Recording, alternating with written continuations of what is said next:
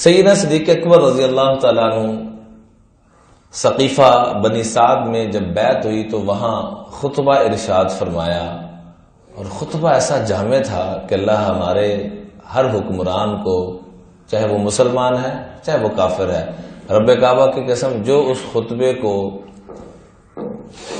قابو کر لے اور لے لے، چاہے وہ گھر کا سربراہ ہے، یہ خالی ہم عام طور پہ جب حکمرانی کی بات آتی ہے یا خلافت کی بات آتی ہے تو ہم یہ سمجھتے ہیں کہ صرف پوری سلطنت کے لیے، نہیں، یہ سلطنت سب سے پہلے میرے آپ کے گھر سے شروع ہوتی ہے، اپنے گھر میں کیا کرنا ہے۔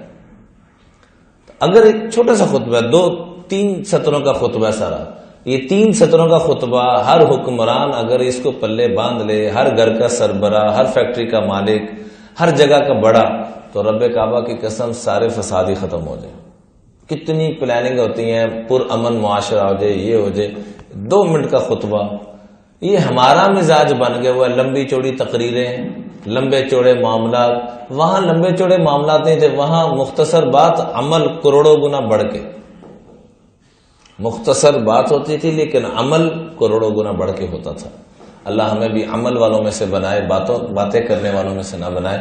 تو کیا خطبہ دیا سیدنا صدیق اکبر نے؟ یا ایھا الناس قد ولیت امرکم، مجھے تمہارا امیر بنایا گیا ہے، ذمہ دار بنایا گیا ہے۔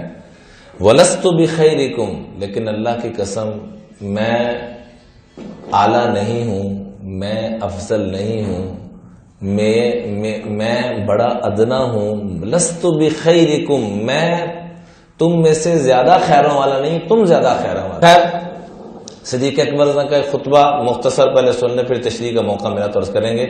2 سطروں کا خطبہ۔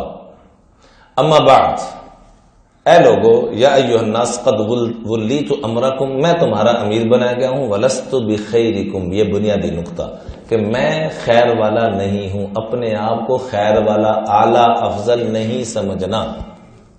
جو اپنے آپ کو خیر اور افضل سمجھتا ہے وہ شیطان کی طرف چلا جاتا ہے۔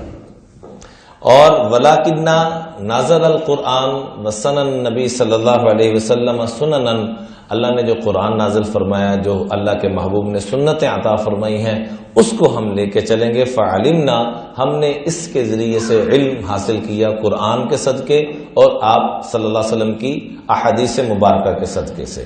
اعلموا، توجہ سے بات سن لو، ان اکیس الکیس التقوی، سب سے بڑا سمجھدار انسان وہ ہے جس کے پاس تقوی ہے۔